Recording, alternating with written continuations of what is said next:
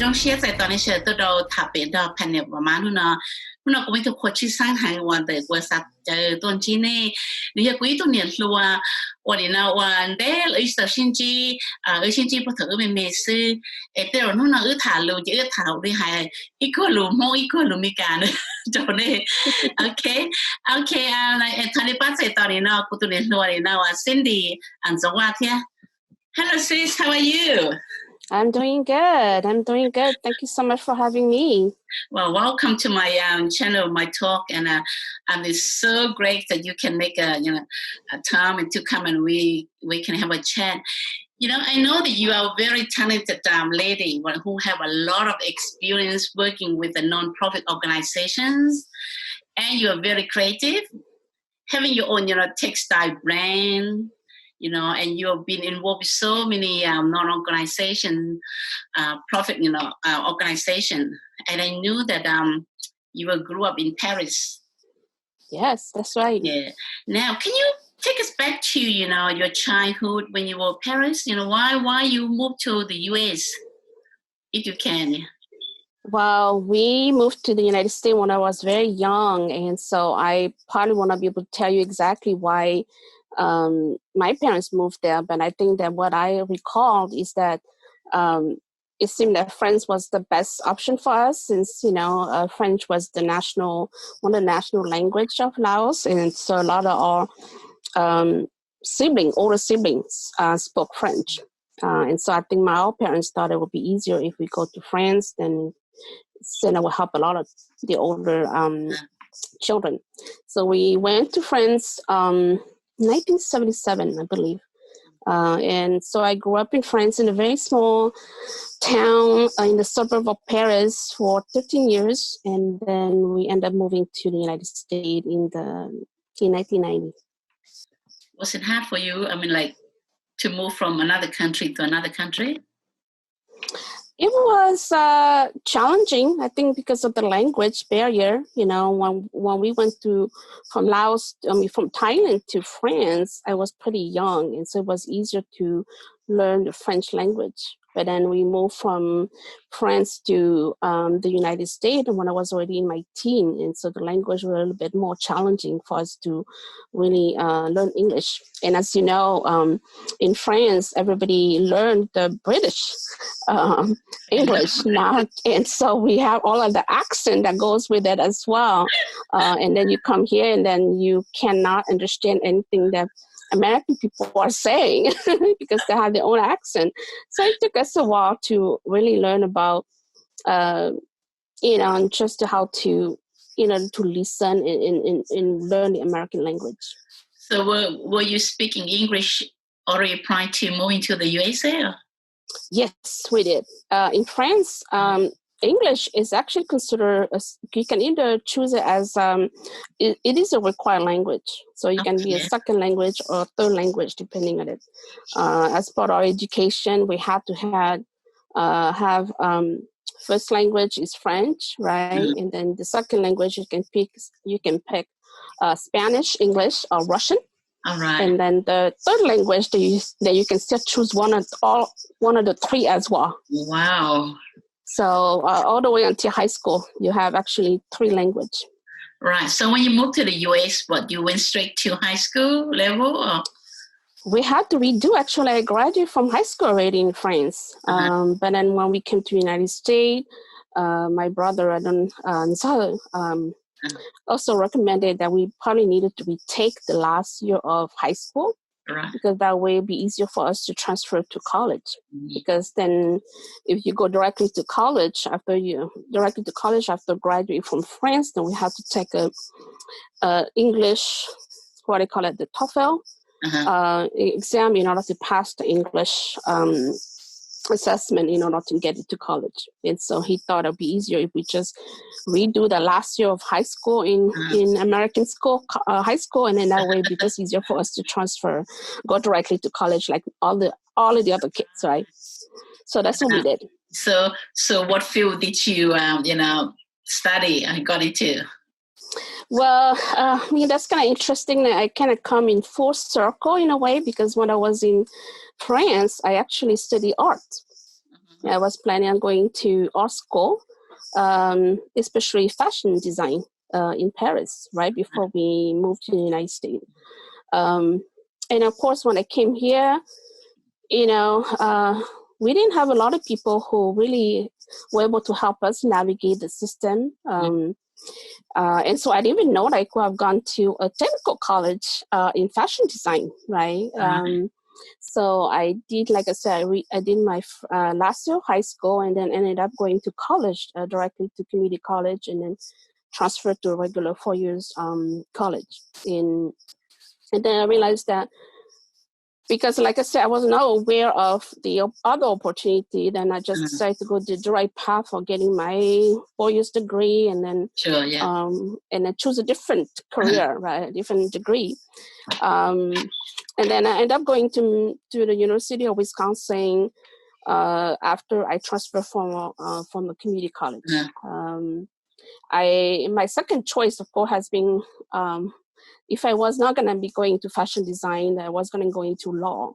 And so I decided that maybe that would be my path to go and to do that. And so I ended up going to getting a degree in paralegal at the University of Hmong University in Minnesota.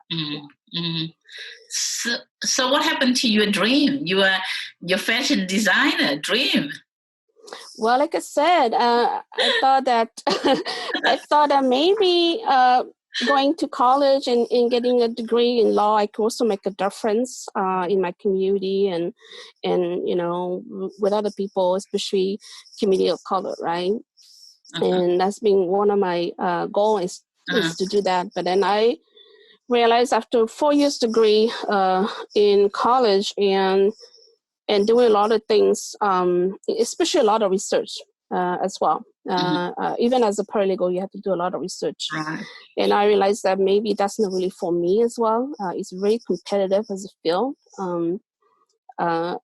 And because of that, I decided that it just wasn't for me. So I graduated with a paralegal degree, but decided not to go to law school. After that. Okay.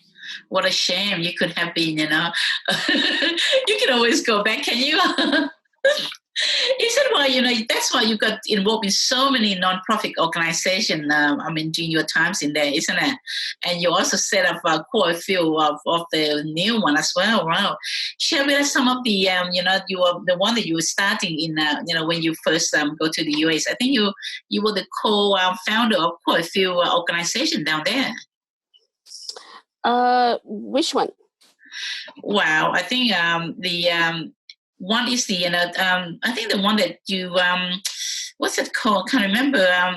He said the woman initiative for self-empowerment in Minnesota. Is that one? Yeah. Yes. So like I said, I went to after graduating from college, I ended up working for an intellectual property law firm, and then as part of working with corporate America, I realized that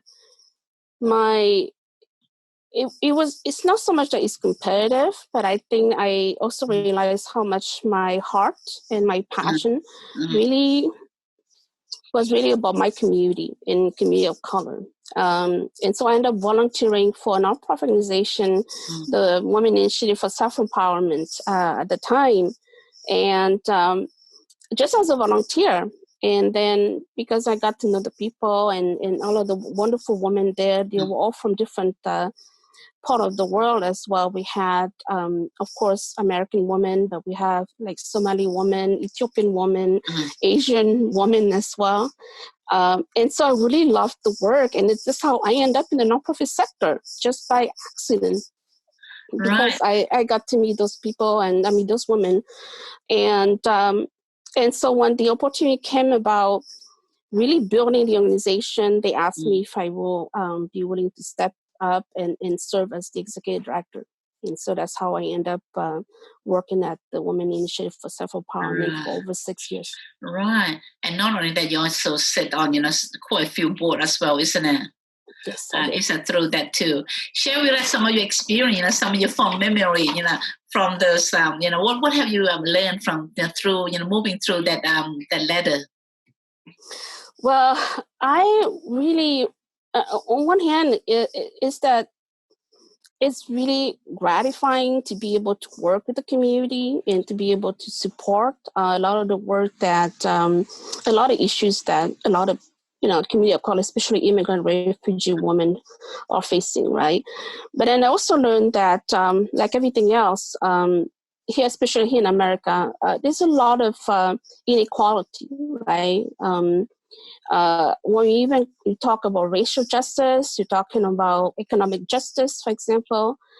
And it made me also realize about that even working with a nonprofit organization, and the goal of a nonprofit organization is really to be there for the community, right? Yeah.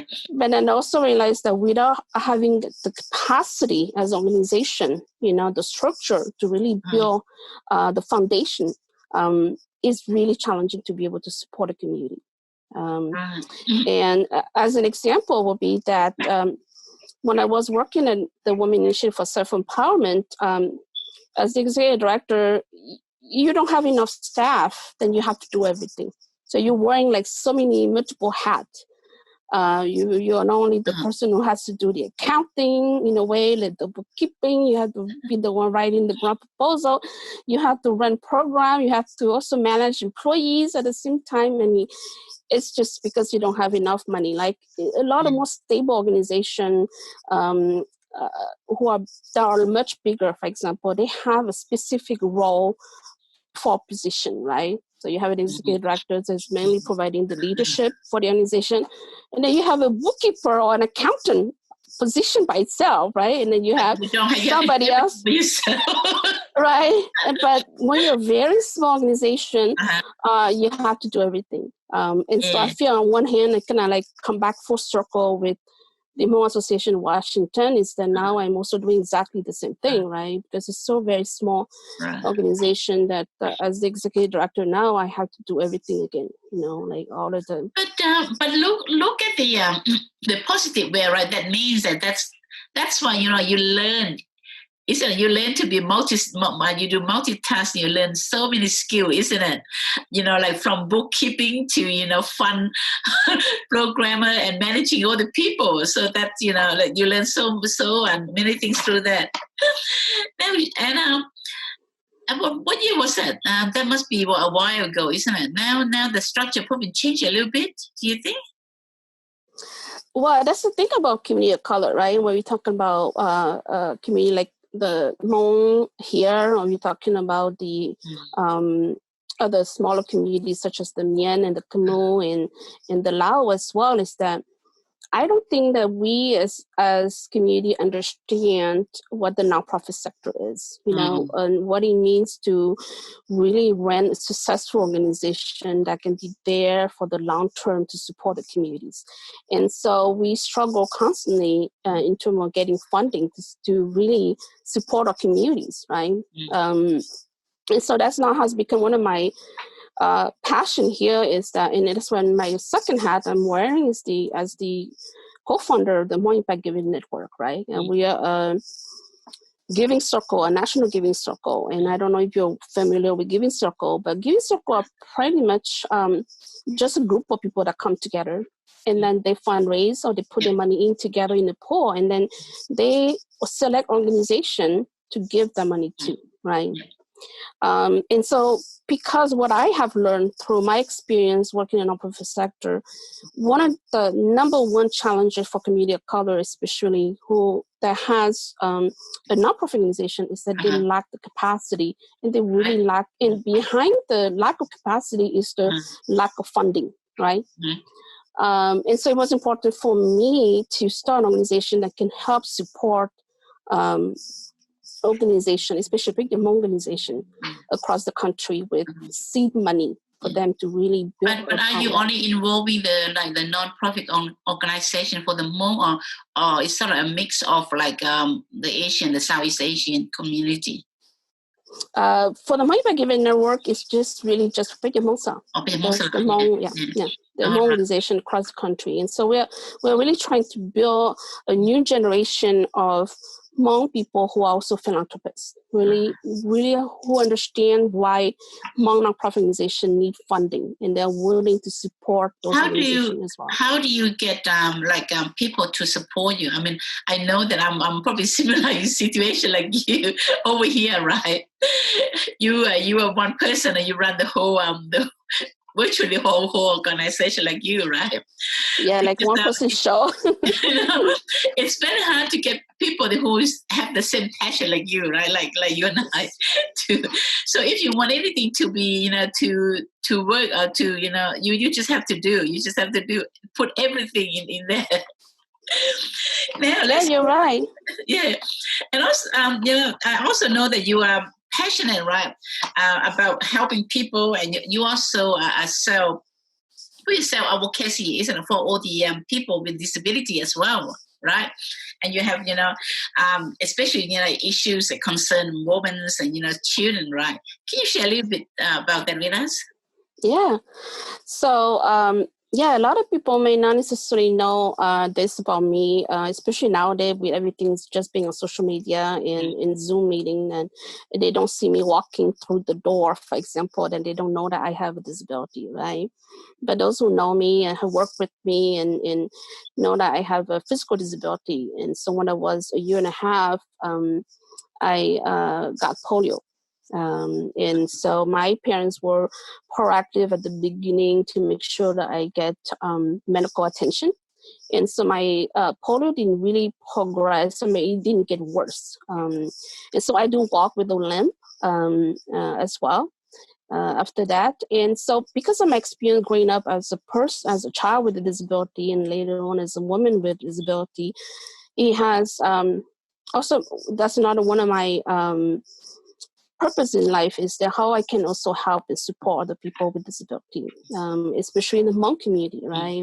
It is still a very taboo subject.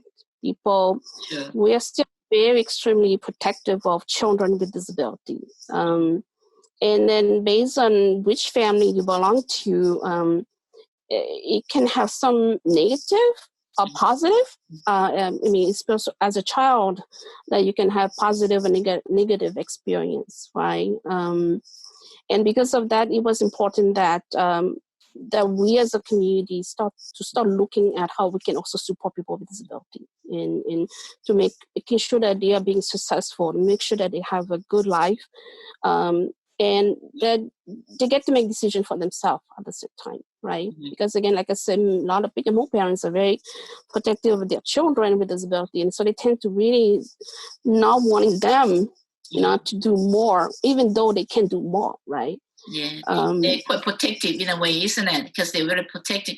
I don't know whether it's because of, when I look back, right, I thought that, maybe as a parent, right, we are overprotecting, because I have a son, my eldest son, right, he has an accident when he was about 3 years old, right, a car accident, very badly, so he have a bad head injury, right, and just lead him to substantial acquired brain injury. And even now he's 30, he's in his mid-30, but he's got a more like an intellectual, disability, right? He still need lots of help. And like, people like you, I thought that's fantastic.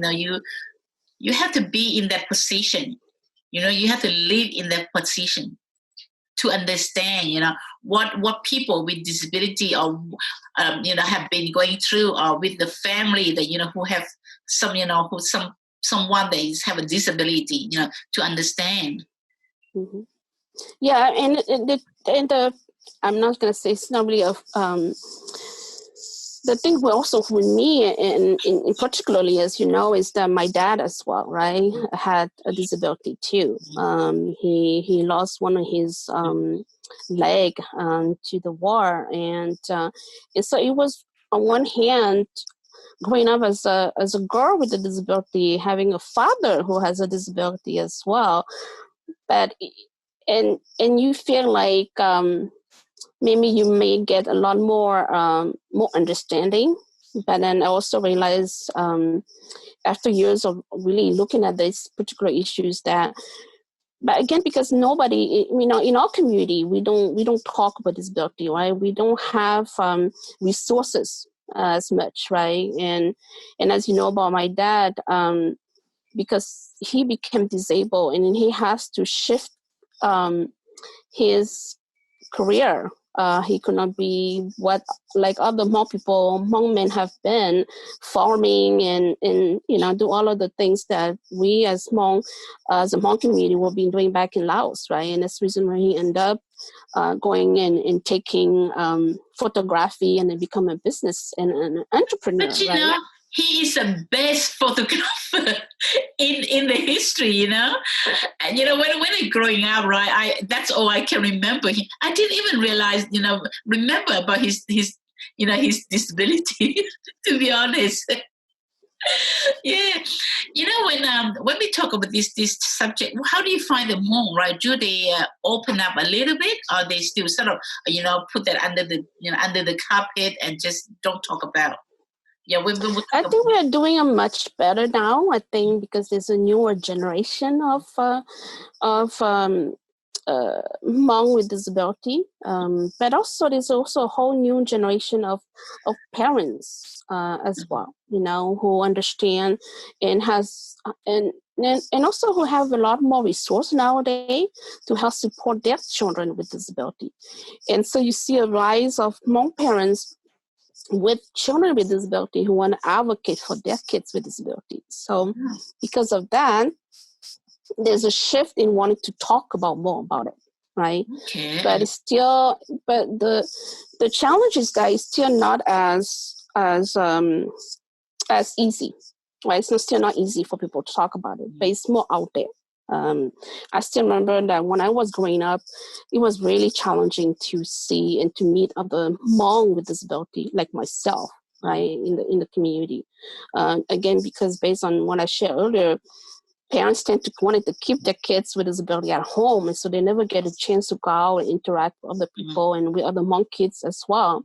And so even growing up, I really felt very lonely because you feel like you're just among your parents and your family and then your friends who are non-disabled.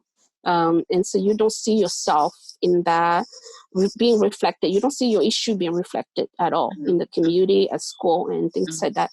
So it has been really challenging for me as a child with a disability.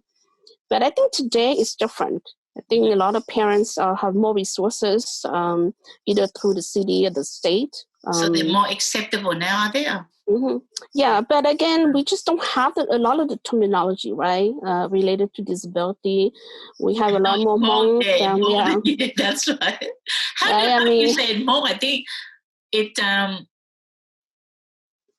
of, they only have the very negative word, isn't it? Yes. In Hmong. That's why sometimes I'm a little bit reluctant to say it because it sort of put the person down, Yeah, I mean, somebody was saying, sharing that because we are a very descriptive language, right? We don't have even disability is disability, right? But for us, it's like you gotta be very descriptive, right? Right? Because it gotta be, and then it's true when you say all of that is really you have that negative connotation to it, right? And so yes, and so I think that, like I said, we're trying to make change today. I'm also a part of a Women with Disability group, and we are hoping that we can organize a national disability conference in 2021. So in your work, do you find that a lot of people reach out to you, once, because you're very open, right? And people, do you have people come to you for some, advice, like how to deal with this? Like if I have a child, who has some disability, and I don't know how to approach it, in terms, if you have to go out to the public, I don't know how to, how should I do? Do you have people that ring you or asking for your advice? I have some, but I have to say that I do a lot more things behind the scene. I Yeah. always been like that as well, and also because growing up with a disability, like many of us who grew up with a disability since we were a child, we don't think, and at least in my case, I don't think a lot about my disability unless somebody else pointed out to me, Yeah. right? So it's kind of when you're talking about my dad as well, it's like you just go about your life. And so until somebody see you walking and saw that you have a disability, they say, oh yeah, okay, you have a disability, right? And oftentimes people may ask you about it, and some people just don't notice, or they don't care, right? Or they may be too afraid to ask the wrong question. And so I kind of, for me, even for me, when I talk about myself, I don't necessarily mention as much that I have a disability as often than I should, right? And it has a lot to do just because for my entire life, I have always been able to do a lot of things that I wanted to do. So that's never prevented me from doing things that I wanted, right? I still remember when I was a child and my parents, especially my mom, absolutely refused that I go to a field trip with my school because, of course, having a disability, she was very afraid that they would leave me behind somehow, right? But in my mind at the time, I'm like, I'm just like everybody else. I want to go. I want to be with my friends. I want my classmate, right? And so it has always been like that for me. So oftentimes when I talk about myself, unless it is really, unless you're really faced with discrimination, just don't think about it. You are such a, you motivate people. You should be, on a talk show, talk about yourself, because a lot of people, they think that, yeah, ni chùa câu, but that people would chùa câu, chùa câu, everyone is chùa câu, if you go get you she go to you can chùa câu tali, like same with people that you do more, right? Nowadays people would you do more that too. If you haven't, like they say, if you don't have a vision, right, you can see but you have no vision, so it's just like you're blind, isn't it? And like people they more that so you just totally retire. So it's I think it's all about your attitude, isn't it? It's about the way you think, your attitude. Yeah. And from listening to you, I'm really happy that that you'll be a great motivational and a speaker, to actually lift up other people. Oh, thank you so much, Sister Pat. Yeah, that's really. Now let's move on. Your brand, your textile. Now, how do you get started? Well, like I said, it was really by accident in a way. I moved to Washington State in 2008, and I was trying to figure out what is the next phase of my life, because I knew that I was not gonna go back and work in the nonprofit sector, right? And I have always been attracted to, really into textile myself. Like I collect so many fabric over the years and never really realizing that it has a lot to do because of the pattern. And that's the reason you collect. I was collecting them. I didn't realize it was because of the pattern, not so much because of the fabric itself, because I never do anything with the fabric itself. I don't make a dress with it. I just really love to have it and to touch it. And so when I moved to Washington State, I wanted to do, there's a lot of big Hmong textile where they are beautiful.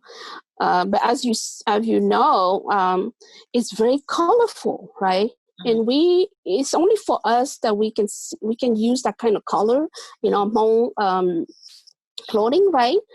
But I was thinking, why can we also use the same pattern, but change the color, right? So that we can wear every day. Yeah. And so I started thinking about who can design it for me, right? And as to my research, realized how much it will cost me to pay somebody else to design for me, and any little things you want to change, they're gonna charge you for that because it's their time, right, doing that for you. And so I decided that, you know what, I'm just gonna learn and do it myself. And so I took Photoshop, not even a class actually. I just bought Photoshop software and learning through YouTube instructions, and then design it. Very determined lady. Yeah, I'm just gonna do it, and so for I think probably 6 months into it, I finally get a handle of how to design it, the different pattern that I wanted to design. I love the headband, like the headband. I mean, it's so simple, but no one's thought about that, the headband. Yeah, I mean, it's just that we want. I think nowadays a lot of our generation, right? We also take pride in our, tradition, culture as well. But as you know, it's just not possible to go every day wearing those colorful colors, at your workplace, for example, or even at a party, right? Unless you go to a Hmong party, you can't get away with all those colors, right? But not necessarily you go to like a cocktail party, or right? Yeah. So because of that, then I started designing some of the pattern that I like, that's very representative of big and Hmong pattern, but I wanted to be able to change it a little bit into the color, and then also added other motifs that are mine design to it to make it unique to me at the same time, right? Mm-hmm. Oh, so what else that you make? Like you design just a headband, a scarf, and some other bags and other things? Or? Yes, I'm right now looking at adding bags and as well as blanket as well. All right. Mm-hmm. And what like you have a shop now, or where can people find you? Mostly, probably have to be just through Facebook. So. All right, to Facebook, so people can just message you and then order through you there. Mm-hmm. Yeah. Right. So I mean, like you're such a creative lady now, from craft to cooking. You also have a passion in cooking. Tell me about your cooking. Yeah, so my husband, that's what happened to you, right? When you move to a state, it's not as easy to find Hmong food, right? It's not like you've been to Minnesota, right? Where they have the Hmong village, they have Hmong town, and you want some Hmong food, you don't have to cook. You can just run out and go buy and then come home, right? Over here, we don't have any of that. And so when I moved to Washington State, if I wanted to eat anything that is Hmong food, I have to make it myself.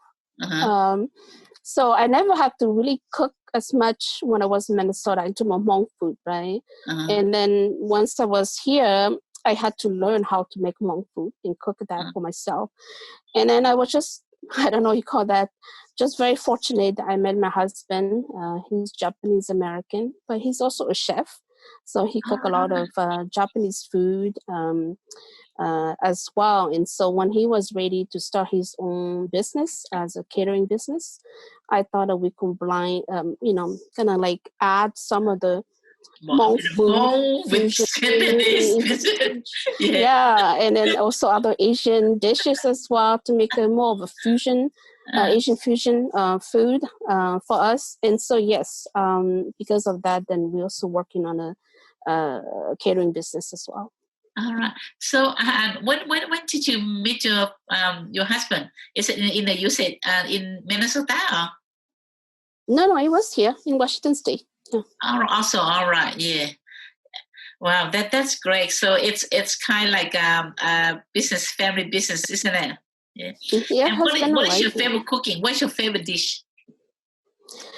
Well, I think that for my husband had always been still very typical of him in terms of the Japanese food, like sushi, to a lot of the chicken karage, for example, for him, very more traditional type of Japanese food. I think for me is, all of the Hmong food that we love to eat, of course, talking about lap to, steamroll, all of those as well. So for me, it's how can we do a little bit of this, add a little bit of that in a way, and making our own unique flavor. But yeah, even to him as well is that because he's a chef by trade, and sometimes it's really challenging to really do like an entire meal because you are so busy already doing that making that as a living that it's challenging, right? And so we're trying to be more creative so that it give us the motivation to want to cook at the same time. So now you don't work anymore, or you still do? No, because of the pandemic, we had to step back from continuing that and put the catering on hold. All right. Because there's not a lot of, as you know, because of the pandemic, there's not a lot of large gathering, right, happening anywhere. And so there's no need necessarily for catering services at this point. All right. Okay. Now we are almost to the end of our conversation now. Is there anything that you want to add that I haven't, that you want to, share with us? Anything else? Well, I cannot think of anything else. I think I didn't realize even through this conversation with you that I was doing so many things at the same time. I think that when you have a passion for different things, you don't see it as on one hand that is it's a duty to do all of that, right? You just keep doing the things you love to do, and so for me at this point, it's like it's okay to. I think a lot of people think that you have to stick to one thing or a couple of things. For me, it's about being flexible. If I love to cook and then going to the catering business, to me, that makes sense, right? If I love textile and I want to design, that makes sense to me too, right? And so at this time, I'm doing a lot more volunteer work. Doing a lot more volunteer work at the beginning to serving at the Hmong Association of Washington as the board president, and then now as an executive director. And so I'm still passionate about this. I want to be able to help this organization get to the next level into building its capacity. And then also give me the opportunity to also work with a lot of other Southeast Asian group, like the Khmer and the Mien and the Lao as well. And so I'm really grateful for that, to have build new friendship and relationship with other communities. So I'm busy, but and sometimes stressful at the same time. But at the end of the day, when you reflect on this, you realize how meaningful it is at the same time. Exactly. You're doing something good. You know what I mean? Sure. Now, one question that I just want to leave. What would you say to if people with some disability are watching you now? What would you be? What is your message to them? Like some encouraging, message. What would you say to them? That anything is possible. Yeah, anything is possible as long as you set your mind to it. And I'm gonna share something that I also that gave me that kind of perspective was what I went to Thailand in 2002. I received a scholarship. It's more like a fellowship to travel to Asia and look into disability in those different countries. So I went to Singapore, Japan, Malaysia, Thailand as well as even Laos. So it was when I was in Thailand, I met a young woman who is, she has a disability. She also had polio as well, but a lot more severe than mine. And so she used crutches to go around. And her story that she was sharing with me was that because in Thailand, when you have a disability, a lot of time parents will send you to out in the countryside into more kind of like what we consider here, like you consider here, it's kind of like an institution, right? And those kids will never be seen again. Like parents will not go back to see them. And so she was afraid of that. And so she decided at a young age that she's gonna come to Bangkok, and she found a nonprofit organization serving people with disability there.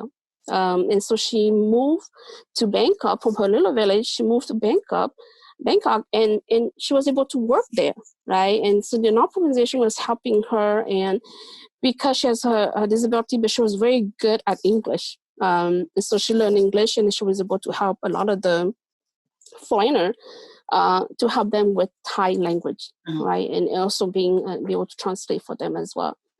And when I met her, she was super excited at it because she got to go. We have been communicating via email and stuff like that. So she was super excited to meet me coming from America. I wanted to talk to her, but she was also very excited to see her parents, her mom and her brother and sister-in-law. And she has not seen for the last 6 years, right, since she moved to the city. And I asked her why, and she said, and so she's telling me her story about what happened to her. And I said to her, well, are you not angry that they want to, gonna send you to a place that you were never gonna be able to come back, right? And she said, yes, at first I was very heartbroken that they were willing to do that, right?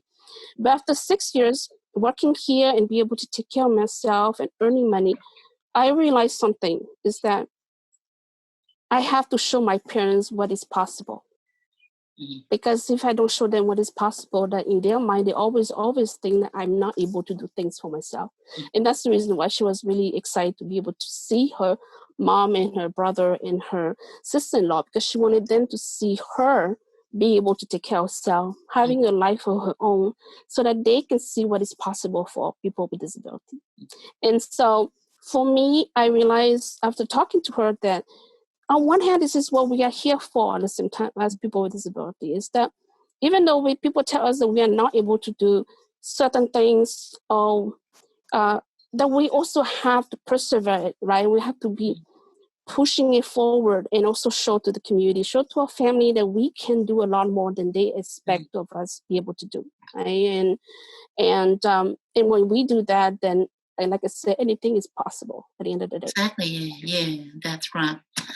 Well, thank you so much. And I usually end with my all my guests, right? My guests, I always ask them that, give me 3 words that would sum up who is really Cynthia YongVang.